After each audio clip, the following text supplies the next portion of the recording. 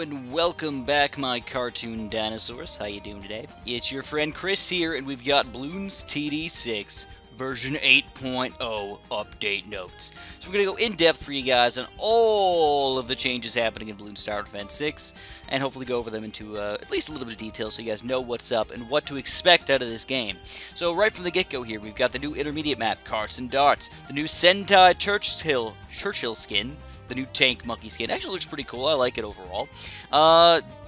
Hopefully optimization here to help us run it a little bit better, especially if you're having issues with lag and stuff like that, which I know everybody has been hoping for.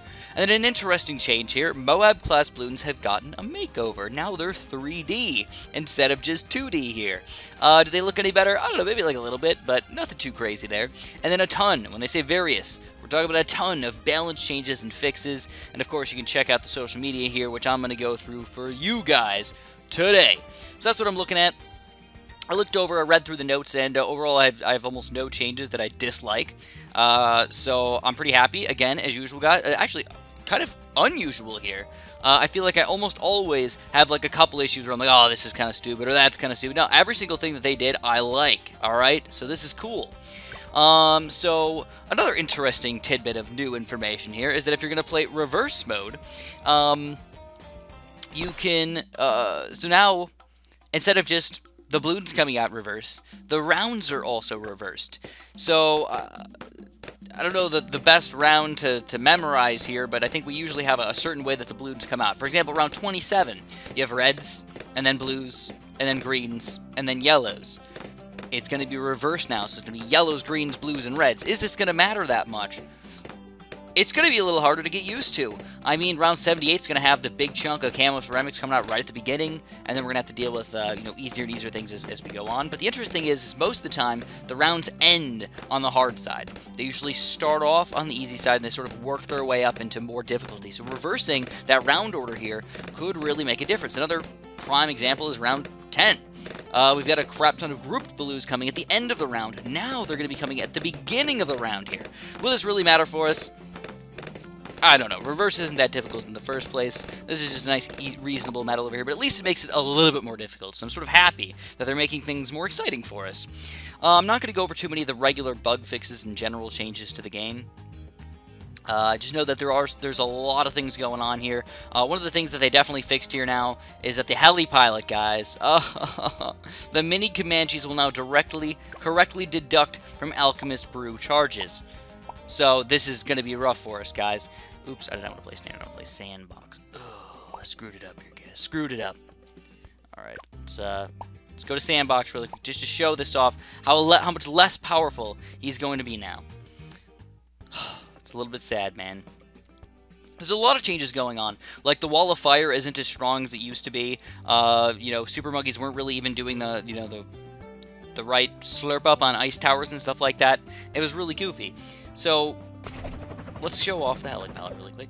We're going to alchemize him with a 4-2. The problem was, before, the 4-2 was alchemizing him basically the entire time. Now, no longer will that be the case. So, if you can see, we send out, you'll send out around, I don't know, 82 or something like that. Which usually, the Comanche Commander can completely, unbelievably, 100% rock. But look how much the Alchemist is actually powering him up over here. Not that much. Let's see if I can get it on the other side. No, I can't.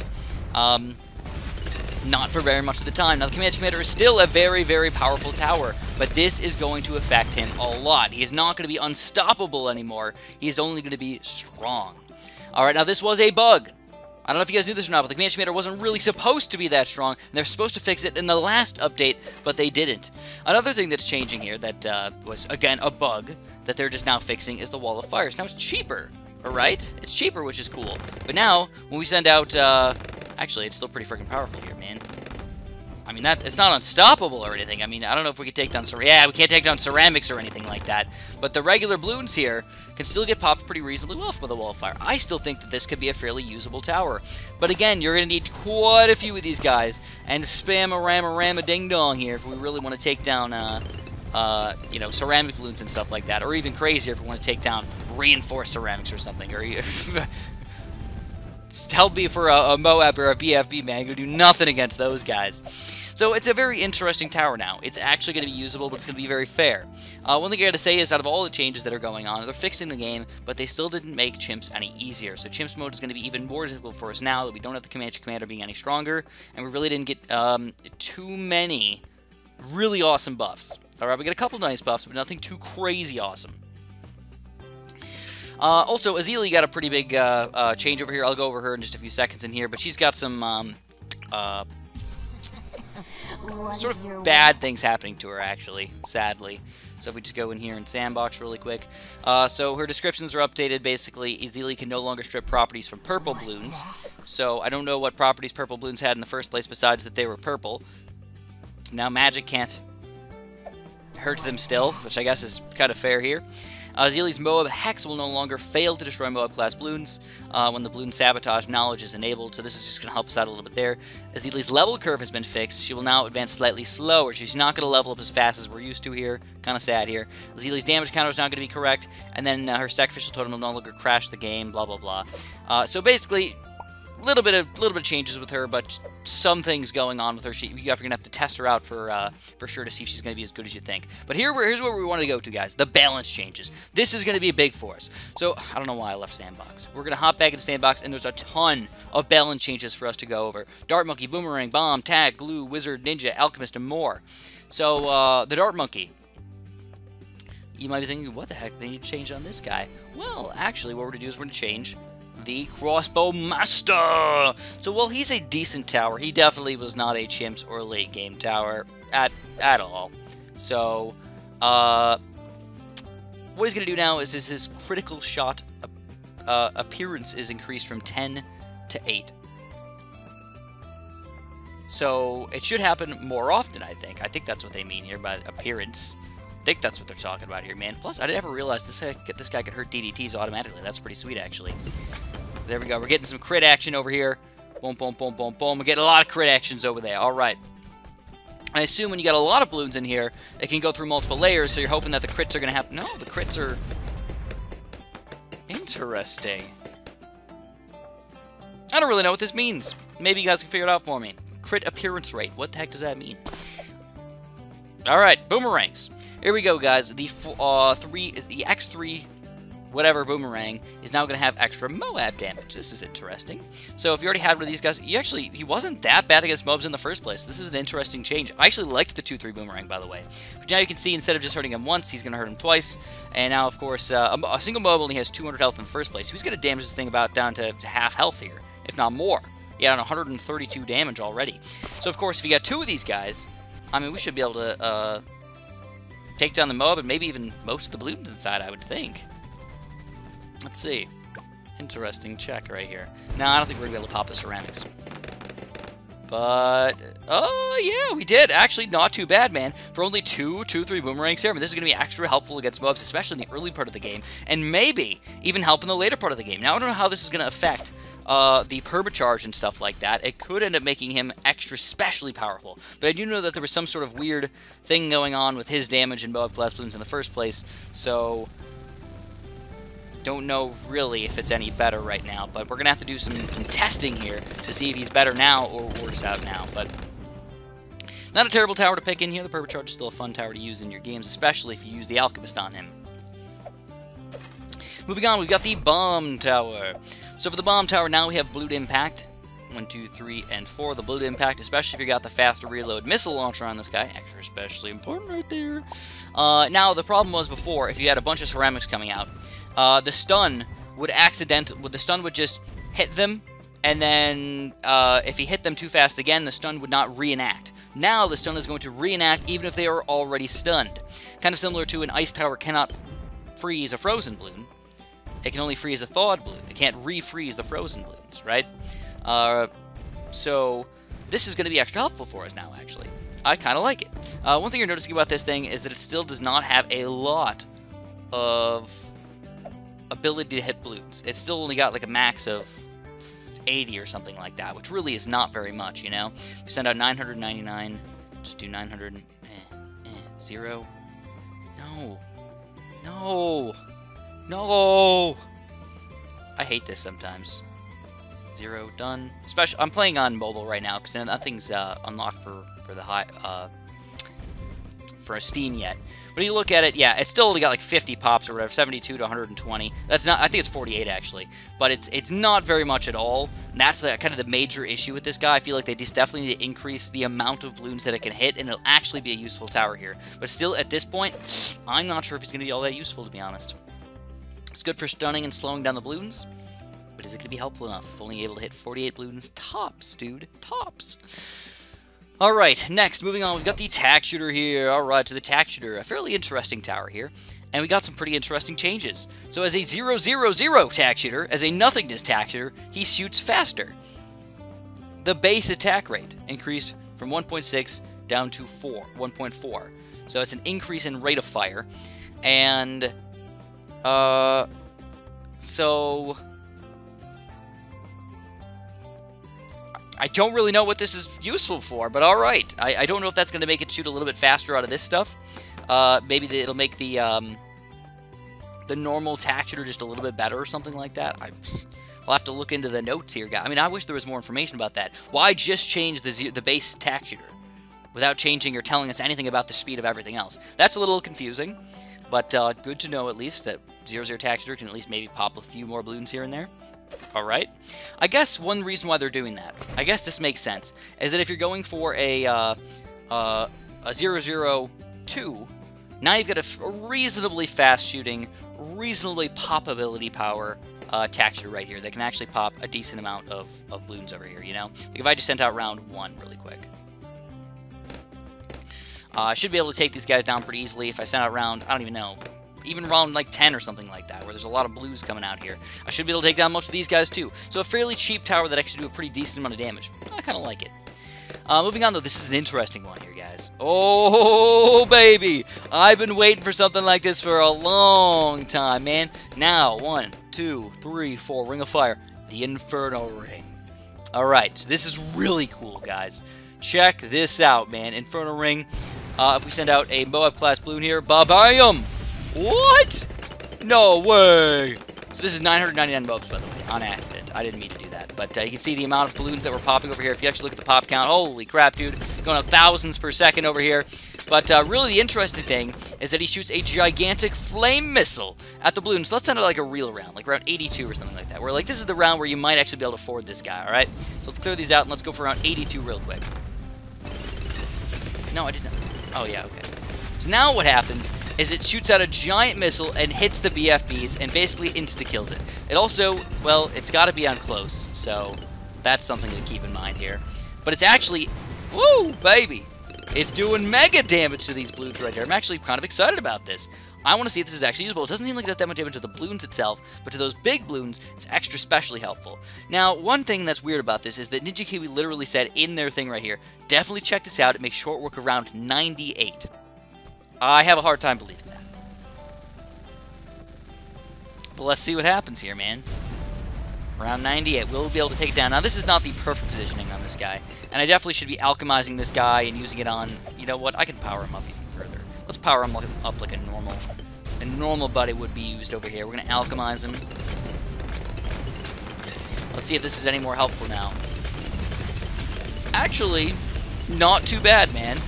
We obviously didn't kill it or anything like that, but like we did a pretty good job. If we had some other support towers in here, that would really freaking help here. But I actually didn't even get to the monkey village yet, which is going to buff this guy even more. Just give me a second to go through this, and I'll talk about that a little later on. But anyways, overall, I'm actually pretty happy with that thing. I mean, it buffs him in a especially unique way. Wouldn't expect it to shoot giant balls of fire out, but alright, I'll take it. A glue gunner! Okay, this is actually kind of funny, because I actually just used glue gunner in chimps mode to beat things, and now we're buffing it even further. The balloon solver damage per tick to ceramic Moab glass balloons increased from 2 to 3. So this is already the 5th tier balloon solver. I thought that this guy was pretty sweet already, you know? So, you know, if we send out round, I don't know, I guess we'll send around 98, just see what happens here, but you can see the extreme amount of damage we're doing with these guys. Like, this is insane, alright? These are reinforced BFBs over here, and full health oh my gods. And of course, we're not going to take them down or anything, but we just did 30,000 damage already. This is a glue gunner. Not that expensive as a 5th tier tower already. We're definitely going to be using the balloon solver more often in our games these days, guys. I can promise you that, alright? Like I said, not perfect for just taking everything down to nothing, but the insane amount of damage you're going to do for the price that you've spent on this thing is ridiculous. If we send out a more normalized round, like round 82, I think we're going to insta-kill them all, right? Let's send out round 82 here. Let's see. Out of curiosity. And then it's all about the, actually, some interesting things about more interesting things about the 5th tier glue gunners, which we really haven't been using all that much. So, here you go, man. Look at that. Taking down ceramics even faster now.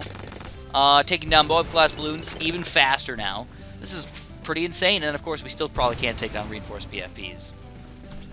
Maybe. I mean, it's around 82 now instead of around 98, so they're not as strong. I don't think he can reach over there, but still, we can reach over the other side. Not bad, though, man. For around 82 for a glue gunner right there, I will take it any day of the week. If you combine that with, like, your hero or something, like, you can take them all down.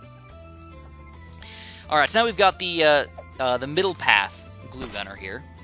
This is going to make it so that storm balloons caught in the storm and now take additional damage while glued. This might actually make this guy more usable. It's already only 12 grand, and this was the joke tower. Like, people are like, what the heck are we going to use with this thing, man? Now if we send out round 8... Well, here, even crazier, man. Well, while glued. I don't know. What should we use? Let's use a boomerang. Let's use a permacharged boomerang right here. And just see how it goes. So what we're going to do is the very first time, we're just going to do round 82 here. Caught in the storm will now take extra damage. So not just the regular glue. It's got to be the storm. Alright? So now what we're going to do is we're going to stormify this thing. And it looks like we're doing extra damage to these things. But it's only while the storm is activated. So, I mean, I guess I could see where we're going with this thing. The storm does stay pretty highly activated there. Alright. one white balloon? Are you kidding me? What are the chances of that, man? Alright, I kind of like the changes, to be honest. It gives him a reason to live, basically. A possible reason to use this guy. But he still can't hit Moab balloons, you know? Like, ugh. I just don't know, man. I just don't know if this guy's going to be all that usable. I probably still won't use him. I don't think anybody will. To be honest, they're going to buff him later on again in some weird way and make him overpowered somehow. I can guarantee it. Now, the other glue gunner that's getting buffed here is actually the bottom path, too. So we got 3 changes here. The price reduced from 40 to 35k. So now it's only going to be 30 on easy here. The slow percentage on Moabs reduced from 100% to 90%. So, not quite as amazing. And then the super glue deals damage to Moabs upon impact, 0 to 50. So now we can damage the Moab class balloons in addition to slowing them down. So I think with this guy you probably want to get glue splatter. Probably. But now we can actually... Oh, is that 999? Let's just run 82 just to see what's going on here. Now you're going to see the damage we're going to do to these guys is going to be actually pretty decent here. So we're actually going to be able to hurt these things. Obviously he's not good against balloons, basically at all, so you for sure want to put him on strong here and have something else that pops the balloons. But this is an interesting tower. You can slow them, you can actually slow these guys down an extreme amount. But still at $40,000 or $35,000 just to get this one upgrade might not be worth it still. Alright, just want to throw that out there right there. But this might be a good alternative to an Icicle Impale. Something that actually still damages the BFBs, but slows them down even more than the Icicle Impale. Interesting thought. But of course, this guy's terrible against balloons, but the Icicle Impale still does balloon damage. Alright, so that's the glue gunner. Now we're moving on to the wizards. I'm sorry if this is going to be a long video, guys, but there's a lot of changes over here. I want to make sure I go over all of them for you guys in at least a reasonable amount of detail here. So the wall of fire, I talked about this a little bit earlier on, but basically now what's happening is the price reduced from 1,300 to 900. The interesting thing is the Dragon's Breath now is going to be, it's going to make it so the wall of fire comes back even faster. It looks like it comes back so fast that it's going to come back before the other one's even gone. So we're getting like double walls of fire on the screen, which is pretty freaking cool. And then on top of that, the 4th tier, Summon Phoenix, is now going to have its damage increased from 1 to 2. So I'm pretty sure what they mean by that is let's do this. Let's do a quick test here. Let's send out let's just send out a bunch of these balloons really quick and just see how much damage we're gonna do to these guys. It's kind of hard to tell here, but it looks like they're the same for the regular tower. I think it's just the difference between the wall of fire popping balloons, because this guy throws them down more often, you know. And then no, that's it's hard to tell with the wall of fire because it's just messing with my freaking numbers here, guys. I would have to do like a really long test, but I don't want to take a long time to explain this. I think what's really going on here, though, is that the Summon Phoenix itself has more damage. So now when we send out, oh crap, oh god, lag. I need to fix this. Let's make it 10. We send out Moab balloons here. Now when we actually use the Phoenix here, he's actually going to be able to hurt some balloons. For the price, that's pretty fair, man. I feel like the Phoenix, nobody's really using him anyways. He was pretty garbage, so that's kind of nice. Ninjas! We've got some changes going on for the ninjas here, too, which is kind of wonderful. Alright, so the Ninja Monkey, the Sticky Bomb. More Sticky Bomb action. Alright, so that's pretty cool. Oh, no, that's the bottom path. Sticky Bomb. Sticky Bomb. Sticky Bomb. There we go. Sticky Bomb. So now the Sticky Bomb's going to happen a little bit quicker. The Master Bomber Sticky Bomb now stuns the Moab for 1 second on impact before detonation. This is going to be interesting. So the Master Bomber stuns Moabs. So let's send out a single Zomai God. Against the Master Bomber here, let's send out 2 Zomai Gods, I guess, just to kind of see what's going on here.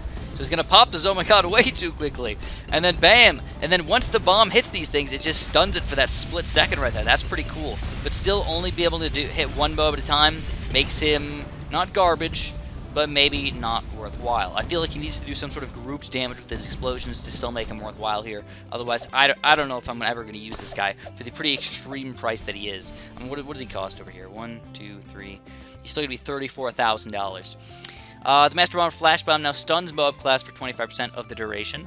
And the Master Bomber Flash Bomb increases damage from 1 to 5. Ooh, now that's pretty cool, though. Now we're actually able to take down Bloons over here. So we sent out a bunch of ceramics really quick against the Master Bomber. He's supposed to do 5 damage per shot. He's not... Doesn't seem like he's doing it, though. Just around 80 here. Ceramic? I guess it could be. Maybe, but yeah. I mean, is that going to be worth it here? I mean, maybe. I probably won't use it. It's still fairly slow and stuff like that. But don't forget, what you can do is you can power these guys up by getting some shinobi tactics and stuff like that. I think that's one thing that people really haven't been using very often here, is combining ninjas just as a big conglomerate, using them as a team, basically, to make them more powerful, you know? And then when you start throwing these bombs out, then we can actually start to do more damage against these things, especially slowing them down, exploding them, and boom, boom, boom, boom, boom, taking down BFBs like it's our freaking job over here. Combine this guy together, and bam, he can actually be pretty good, especially with his flash. But you know what? I think he's pretty fair, actually. I don't think Ninja Kiwi thought this out with the combination of ninjas here, where I might have not in my 5 seconds of thinking about it. The Alchemist! Alright, here we go, man. So actually, no nerfs. No nerfs! Actually, a buff! What? So this is the 5th tier permanent brew here. I was actually a question I was just thinking about the other day here. Actually, earlier today. The question is the 2nd tier Alchemist here, the acidic mixture dip, makes it so you can pop leads for the next 10 shots. Really fast shooting things, it basically does nothing. The interesting thing is for permanent brew, they're wondering, does that, you know, green little blob throwing on there, does it make it so you can pop lead balloons forever, or just for the 10 shots? Well, now it is forever. So now this ninja will have lead popping power forever. He's got it. That's all we need to know. Pop lead balloons forever, not just for 10 shots, forever. Alright, but, yeah, that's that. Another interesting thing about the Alchemist here is that we are going to have a, let's see, we've got total transformation cooldown reduced by 20 seconds from 60 to 40. So, I don't know if we're even going to use this guy, but, I mean, for the price, it's pretty good, but it's an ability, so you got to use it with other abilities to combine together and somehow defend things, and it's just tough to do it that way, you know? So I don't think we're going to end up using this guy that much, but it is fun to know that he's a little bit better now. Actually, about 33% better if you math it out. And then, ooh, here we go. Here's some interesting tidbits of information here, guys. The Sniper Monkey, probably one of the most underused 5th tier, just unused 5th tier towers in the game. Not underused, because it's terrible. All of them are terrible, actually. Cripple Moab now is a little bit less expensive. So, price reduced from 50k down to 40k, and of course, it's down to about 30k on easy. Still not that reasonable to use, though. I don't think I would ever use it, man. He's just too bad. Even with faster firing and everything, just not worth it. Monkey Sub, this is interesting. Now, I actually do not have any water on this map, so I'll wait till the end on the sub here. But, yeah, I'll just wait on the sub. Monkey Ace. Now we got some crazy stuff going on for the Monkey Ace here, guys. Holy crap, bola, dude. We got bottom path Monkey Aces going crazy right here. So never miss targeting now is going to be much, much better. It's got increased projectile lifespan by 50%, increased projectile speed by 50%, increased targeting or increased homing tightness to accommodate its new speed. So basically it's going to make sure that it hits the balloons instead of just randomly, you know, like basically they can make 100% homing tightness where no matter what it hits the balloons. I know it sounds weird, but we think like, how could a dart just change directions one way for the other in a stupid way? It could if it really wanted to. Nitiki could just code that. But they decided, no, not to do that. It has to be sort of randomized or sort of bad in some way. But they made it a little bit better now to accommodate that aspect. So now, I mean, this guy's actually going to be more reasonable. He's actually going to be able to hit the balloons fairly efficiently. I don't know. It's shooting really fast, though, dude. This is really interesting. Holy crap. It might be like... It might be too bad, man. I don't know. I think the homing tightness might still be too bad. It's a very interesting tower here, guys. I have no idea whether I think this guy is good or not. The speed is pretty insane, though. It's interesting, though. I'm not gonna lie. I kind of like it. In an interesting kind of way. Alright, and then here we go. We've got the Specter is going to be... ooh, whoa, whoa, whoa, whoa, whoa, whoa! What the heck is going on here, man? So let's skip to Sky Shredder for a second and talk about the Specter. Specter price increased from 18 to 24,000, so we got a pretty big increase in cost here. But the dart damage is increased from 1 to 2, and the bomb damage increased from 2 to 3. That sounds like a buff to me, man. I thought the Specter was going to get a nerf here.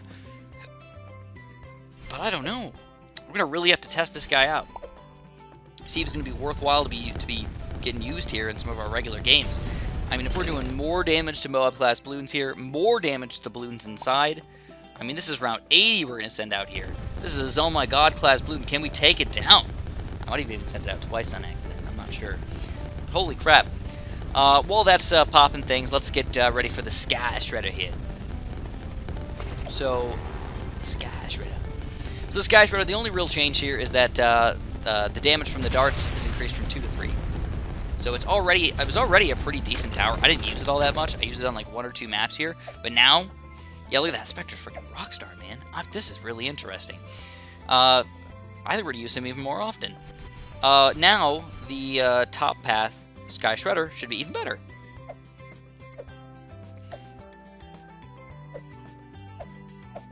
I mean, it's got to be interesting, man.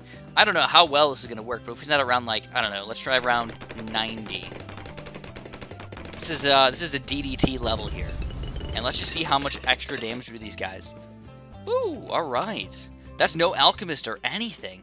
Just out of curiosity, let's try round 98 and see how well we can do against round 98. You would never expect a Sky Shredder to be able to solo round 98 in any way, shape, or form. But I guess we can power him up a little bit. Let's get an Alchemist over here. It really makes me wonder, though, what if we permanently brewed a Sky Shredder? How good would he end up being? It's not unstoppable, okay? Not unstoppable. He's pretty decent, don't get me wrong, but definitely not unstoppable in any way, shape, or form. Curiously interesting. Alright, we got a small buff on the Sky Shredder. Oh, I didn't get sharper darts either, though. Oh, man. Maybe that would... Let's try... I gotta try that again. I feel like a noob cake if I don't do that.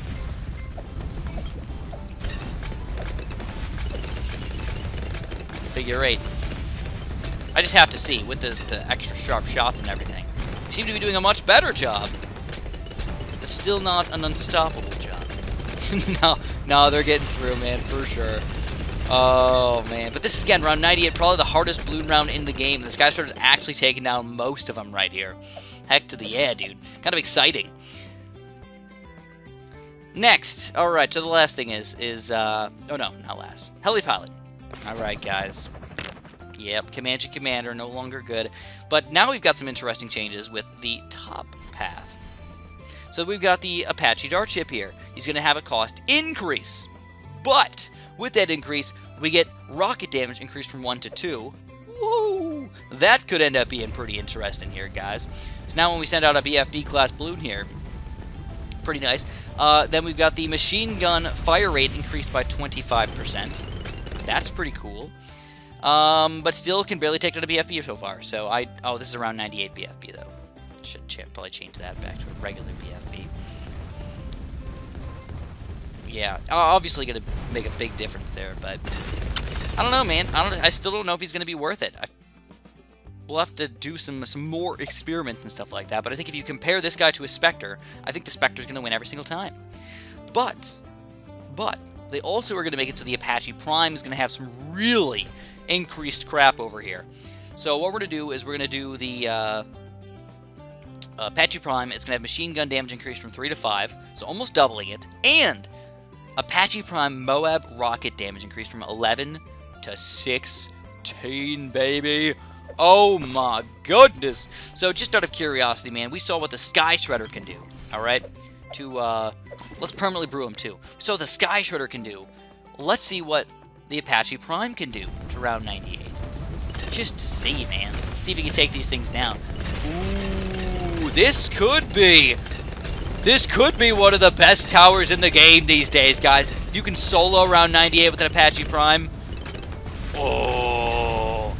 Oh man, now I am fully alchemizing this guy right here. What happens with just a regular 4th tier Alchemist? Against round 98.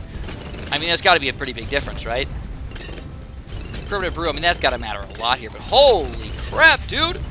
Alright, so maybe like the thing about the Apache Dart chip isn't that you really need to have a good Apache Dart chip. Maybe it's that you just need to try and save up for the Apache Prime here. Alright, so it looks like we're not going to be able to solo it here. No, we're not going to be able to solo it, but still, not bad at all. I'm really happy with the Apache Prime right now. I'm sure it's still expensive, and it's still, you know, going to be really, really hard to get in any regular games over here. Will we be able to solo it? No way! Round 98! Come on, baby! He does it! He solos round 98 with just a regular Alchemist right there. What's the cost on this guy? Oh my god, that's awesome. Alright, I'm excited to check this guy out in a real game here. 38 grand, so probably, what, 45 grand or something like that? He's probably 50 grand still. Very, very interesting. Alright, I'm loving him, guys. I'm not gonna lie. I'm loving the Apache Prime right now. Definitely a huge change right there. Some Mortar changes, though. So the Mortars suck, alright? Well, they're trying to make them a little better here. Makes sense. Bigger Blast. So, kablamo. We get the Bigger Blast here. Has been increased slightly. Okay. I think they were thinking that the faster reload and the even faster reload just made so much more sense than the Bigger Blast, so they're increasing it a little bit more. Then we got the big one. It's going to have cost reduced from 10k to 8k, and it's going to have its blast radius increased even further. Then the biggest one here, it's only 20 grand now on easy, or 24,000 on regular games, is going to be even cheaper. And it's also got its blast radius increased even further, but by a quote-unquote big amount. Not significant, but big amount, okay? Very large amount here, I like it. Let's see if we can see approximately. Let's increase the accuracy here and just see approximately when red balloons are going to get... Ooh! And we're popping these guys. Oh, look at that radius, man! That is huge! This radius is like this. Oh, now that could really make some changes here in the games upcoming here. Keep in mind, I did not get faster shooting, but this is with bigger. That's with the increased radius too. I mean, if we do a biggest one with rapid reload here, and we just set the target like here, we can put it even further back just so we can see even clearer exactly where it is. So the radius is approximately where this line is right here. Here, let me use something smaller. This line is right here. So if you just like imagine a circle around this thing, like that is what we're talking about here. This is like 60%, 75% of the freaking screen right here. Oh my god, that is awesome. I am not gonna lie. Let's just test it out really. Oh, I meant to not do that. meant to do this. All right, let's do this, and then we're gonna put it like right over there. I just want to see what's gonna happen against. Let's see. Let's check it around 98. I just want to see. I don't think we're gonna do very much damage at all.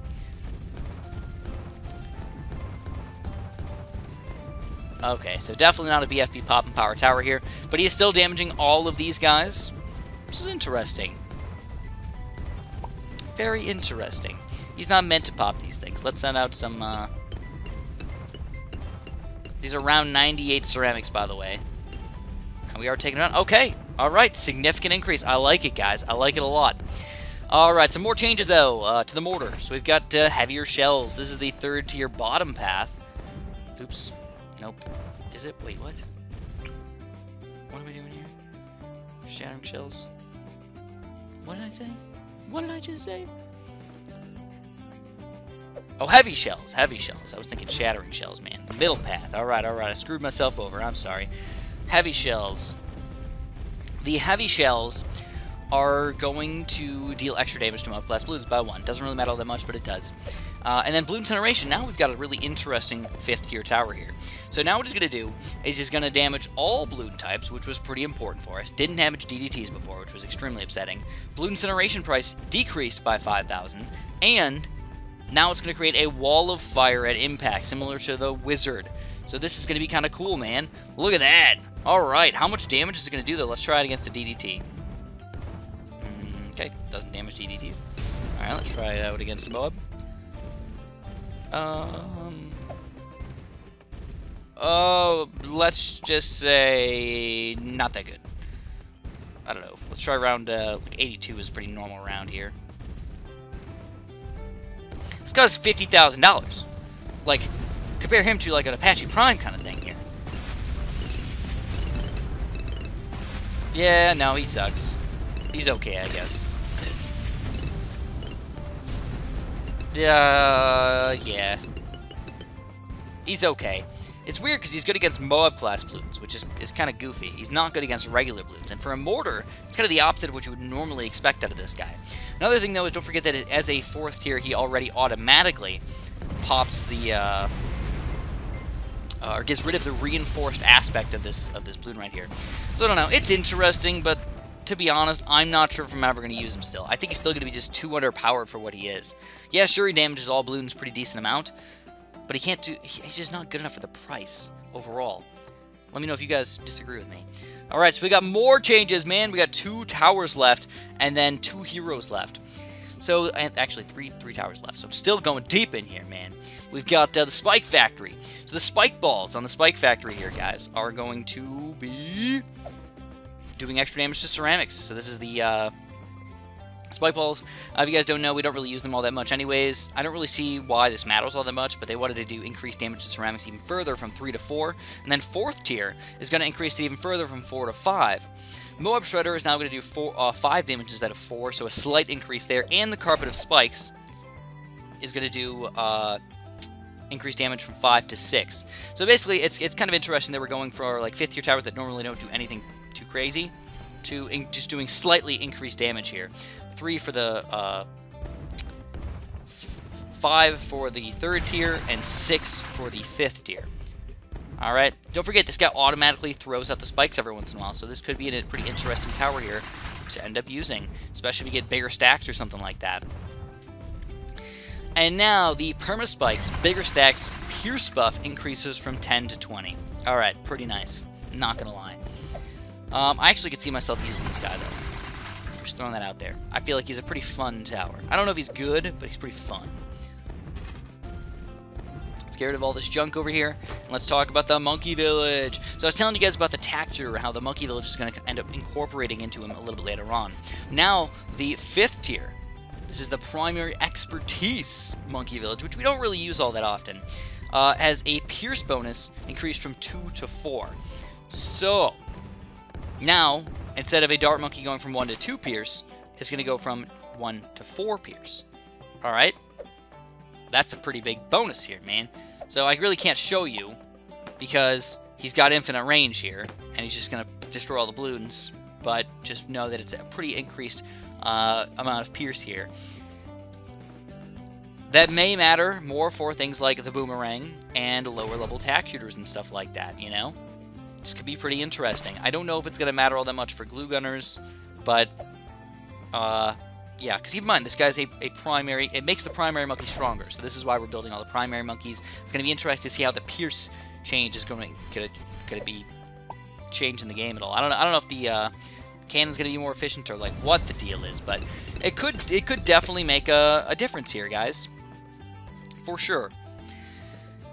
Alright, the ballista attack is now increased to 200 damage to Moabs and ceramics, so we can do ceramic damage like crazy now. And then we got the call to arms. This is the 4th tier monkey village. It's going to have call to arms. The 4th tier monkey village is going to be slightly decreased down to 20,000 from 24k. Homeland duration, the 5th tier, man. Woo! So we don't really use that thing that often, but it's actually a pretty good tower. And don't forget, it affects all towers on the screen, not just ones in the range. So all the towers are going to be buffed right now. And it can do a pretty decent buff here. It even buffs other monkey villages, which is pretty insane. It's going to increase from 15 to 20. And the power buff increased from 50% to 100%. So we're doubling everything that they've already got here. Holy crap. But if we're doubling, like, Pierce and other stuff, like, this could really, really make a difference for us, guys. Especially for those tough levels, man. And then open Greenfoot. Alright, so we've got our hero and our sub, so let's go to a different level here. I know this is a long video, guys. I apologize. Open Greenfoot actually might be a very usable hero these days. So far, he's been terrible. So let's go on in the loop real quick. Easy sandbox. I probably should do medium sandbox, just so I know the price is the same, you know? But Oben, his base damage. This is insane, man. His base damage. So let's send out round. Let's just send out round, I don't know, 20. It's a good way to check out the damage here. Base damage is going to be increased from 1 to 2. So now we go through the black, through the pinks, and all the way down to yellows. Sort of like a sniper. Is he unstoppable now? No, but this is a low-level open Greenfoot. As we go up a little higher over here, this is going to increase pretty drastically, you know? So we got more black balloons coming out.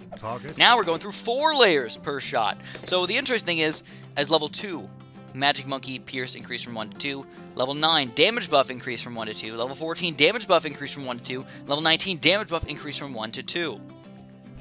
Holy crap, so we're doubling every single time we go through more and more layers here. So by the time we get to this layer, if we send on a rainbow balloon, we're just going to probably insta-kill it, I think. Let's see. Boing. Yeah, insta-kill on that guy.